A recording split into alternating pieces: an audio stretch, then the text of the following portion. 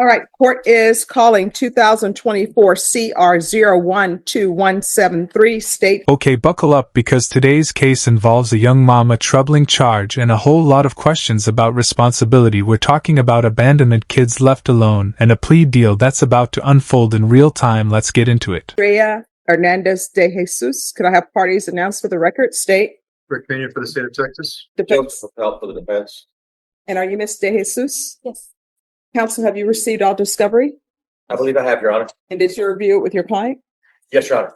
Court will find that the state is in compliance with discovery. Ms. de Jesus, did you review the application for deferred adjudication or community supervision with your attorney? And did you understand it? Yes. Did you review the true bill of indictment with your attorney? Did you understand it? Counsel, do you waive the reading of the indictment? We do. State, are you proceeding on the indictment as presented? No, Your Honor. So we're proceeding on count 1 of the indictment and we'll waive count 2. No objection, Your Honor. All right. Did you review the document entitled Court Admonishments with your attorney? Did you understand it and sign it in all the appropriate places? Yes, Your Honor. Did you understand you're charged with the offense of abandoning or endangering a child with intent to return? That is a state jail felony. Range of punishment is anywhere from 180. Quick legal sidebar: a state jail felony in Texas isn't just a slap on the wrist, it can carry up to 2 years in lockup, and that's before any fines. So when the judge says up to $10,000, that's not just legal fluff, that's a real price tag on poor decisions. The reason the court does not follow your plea and gives you more than you bargained for, the fact that you entered a plea will not be used against you, and you will be allowed to withdraw your plea. You have a right to jury trial, a right for you or your attorney to cross-examine and confront any witnesses the state would call in the right to remain silent. Did you understand by entering this plea you were giving up those rights? Yeah. And did you intend to give up those rights and enter into a plea in this case? Yes. Did you understand that the court were to grant your application for deferred adjudication? If for any reason your deferred adjudication were revoked, the court could find you guilty and sentence you up to 2 years in the state jail facility and up to a $10,000 fine. Yes, Your Honor. Counsel, has your client been able to provide you with any defenses? Yes, she has. Do you believe she has a rational as well as a factual understanding of the charges against her? She is, Your Honor. Do you believe she's currently competent and was legally sane at the time of the offense? I believe so. Has anyone threatened you, coerced you, or placed you in fear to get you to enter this plea? No, Your Honor. Anyone promised you anything other than the plea? No. Are you satisfied with the way you've been represented? Yes. Are you a U.S. citizen? Yes. Court will find that defendant has knowingly and voluntarily waived her right to jury trial. Did you review the plea bargain page with your attorney? Did you understand it? Yes, Your Honor. According to the plea, the state is proceeding on count 1. There's a $1,500 fine. State recommends deferred adjudication in the parenting class. Did you understand that to be the plea? Yes, Your Honor. Defense? Yes, Judge. State? That is the plea, Your Honor. Did you review the waiver of appeal paragraph with your attorney? Did you understand it and sign it in both places? Yes, Your Honor. By signing that, you're waiving your right to appeal. The only items that can be appealed are written pretrial motions that have been filed, heard, and ruled upon by the court. Did you understand? Yes. Counsel, are there any such motions? There are none, Your Honor. Outside the agreement, the state is requesting that your community supervision be for a term of 3 years, 150 hours of community service restitution, no contact with the complainants, the MRT, staff evaluation, and follow all recommendations. Did you understand those were recommendations from the state? Here it comes, the pivotal moment: all the legal prep, the admonishments, the waivers, it all leads to this, her guilty plea. And remember, even though she's pleading guilty, deferred adjudication means she might avoid a conviction if she completes everything the court orders. Yes. Then to the offenses charged in count 1, how do you plead? Guilty, not guilty, or no contest? Yes. State any evidence. Yes, Your Honor. At this time, state offers into evidence State's Exhibit 1 with all attachments. No objections from defense, Your Honor. All right, state, you may be excused. Thank you, Your Honor. Did you review the waiver and consent to stipulations with your attorney? Did you understand it and sign it in all the appropriate places? Yes, Your Honor. Again, did you understand you have a right to jury trial, a right for you or your attorney to cross-examine and confront any witnesses the state will call in the right to remain silent? Yes. Did you understand that today the state will be presenting evidence in the form of witnesses' statements and police reports, but most importantly, there'll be no live testimony? Did you understand? Yes. Court will find that defendant has knowingly and voluntarily waived and consented to stipulation of testimony and stipulations. Court will accept into evidence State's Exhibits 1 and attachments that will review the same. Right. After reviewing State's Exhibits 1 and attachments, the court will find there is sufficient evidence to find you guilty. The court will defer finding of guilt as you've applied for deferred adjudication. Are we proceeding with sentencing? With your permission, Judge, we would respectfully request to waive the PSI. Anything you wish to say on behalf of your client? If it pleases the court, first of all, regarding the $1,500 fine, we would ask the court to probate at least a portion, if not I will all of it. probate the fine. She is 22 years old and she does have these two young children. She is not receiving child support currently. Currently, she's been incarcerated for several months. The children have been placed by CPS with her aunt, Maribel Villegas.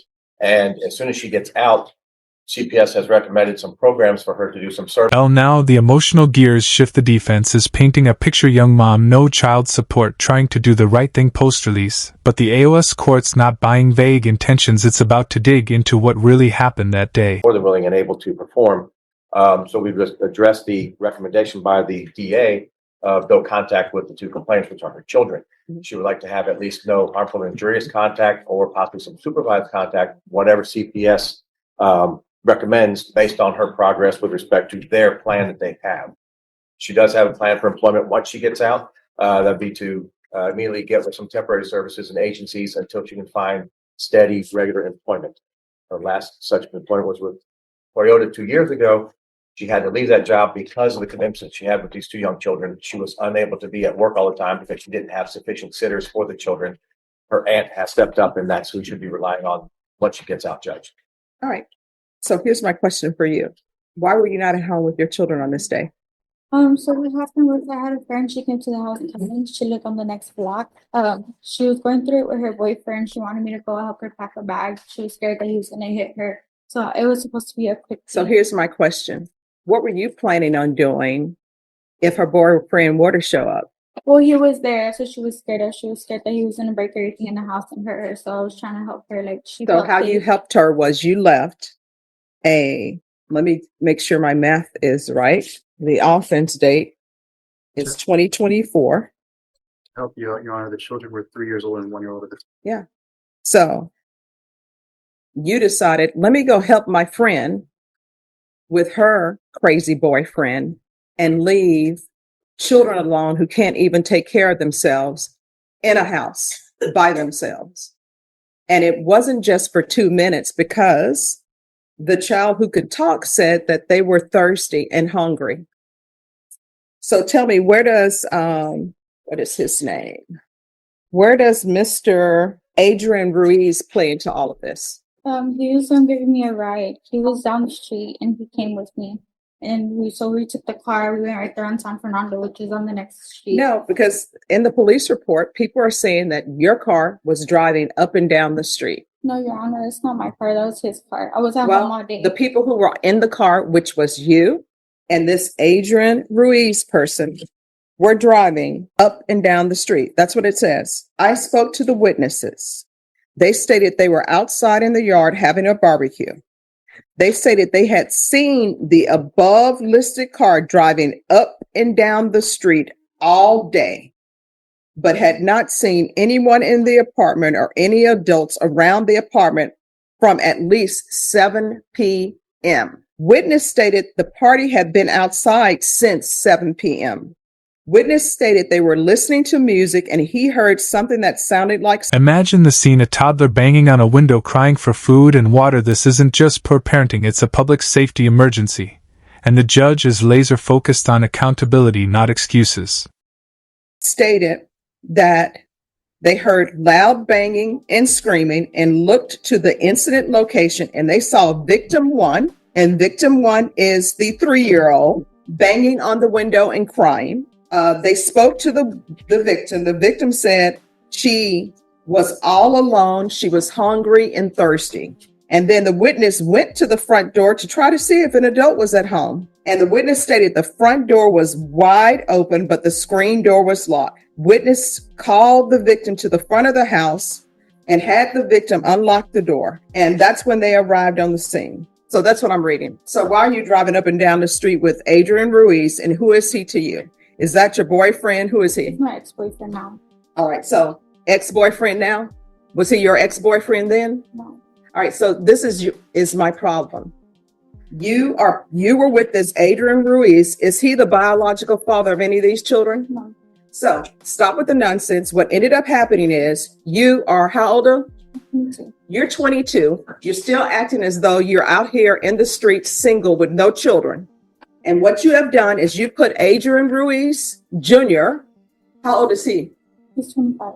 He's 25. I guarantee you he doesn't want to be saddled down with 2 children. And you're riding up and down the street with this person while your 3-year-old and your other child who's younger than the 3-year-old are at home starving, don't have anything to drink or any food. Did you have food that day? I have food, yes. Did you drink that day? Yes, so did They my didn't. children.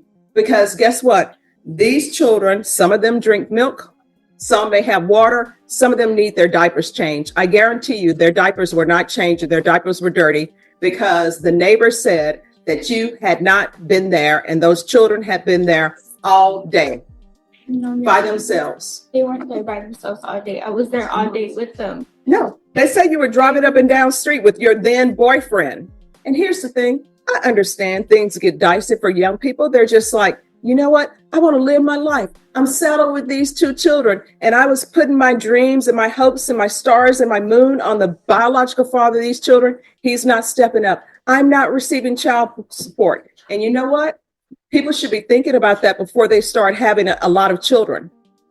You understand? Yeah. And anything could have happened to these young children. I understand. Could have been some, instead of this nice person who was knocking on the door trying to take care of your children, could have been somebody who's a child molester and like, hey, this is a cute little baby. And then you would have been on the news screaming, somebody took my child. I don't know where they are. Help me, please. When it was because you were being a horrible mother. You understand? I understand that. I don't think you do. I think 2 years down the line, there's going to be another boyfriend. And the reason why I say that is because when mothers have child protective services cases, you know what people always tell them? Don't get involved with any more guys. Concentrate on getting a job, bettering yourself, and taking care of your children. And you know what always happened?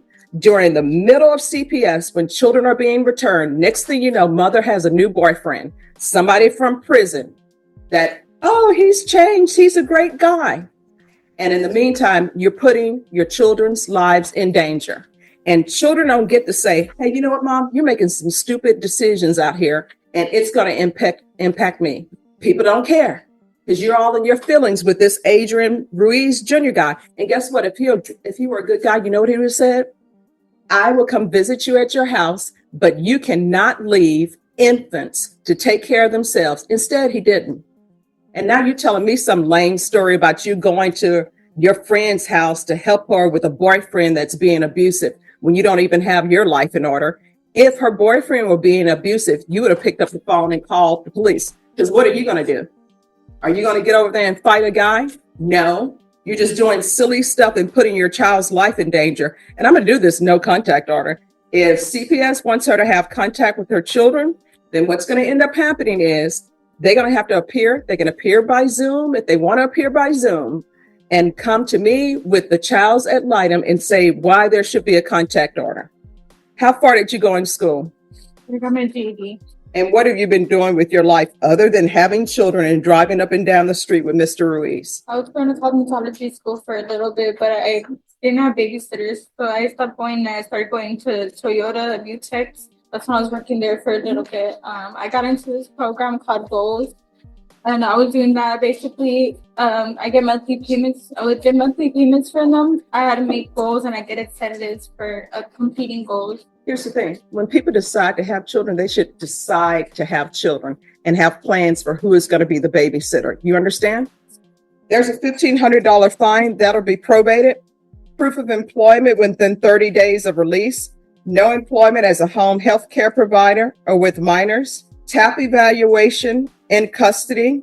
Follow recs. There should be regular reporting by Zoom or in person. Regular random UAs. There should be no contact with Adrian Ruiz Jr. If I could, if it were legal, I wouldn't let you have any contact with any adult male until you get your life in order and put your children first. But I'm not allowed to do that. So no contact with Adrian Ruiz or the complainants. CPS compliance, the MRT, 150 hours of community service restitution. I'm going to order parenting classes. Once parenting classes are complete, the community service hours will be deemed satisfied. Field visits 1 time per month until further notice, and counsel if Child Protective Services gives her parenting classes, which they should, Mhm. those will be acceptable. And it will be 4 years deferred adjudication. Probation, is there anything else? No, Judge. Is there anything else you need from the court to be successful? No, Did you review the document entitled Trial Court Certification of Defendant's Rights to Appeal with your attorney? Did you understand it and sign it? yes, sir. Because this is plea bargain agreement, because I followed your plea bargain agreement, because you waive your right to appeal, you do not have the court's permission to appeal. Do you understand? All right, we can go off the record. Here's the thing with CPS cases. If you're not going to put your children first, just let them know and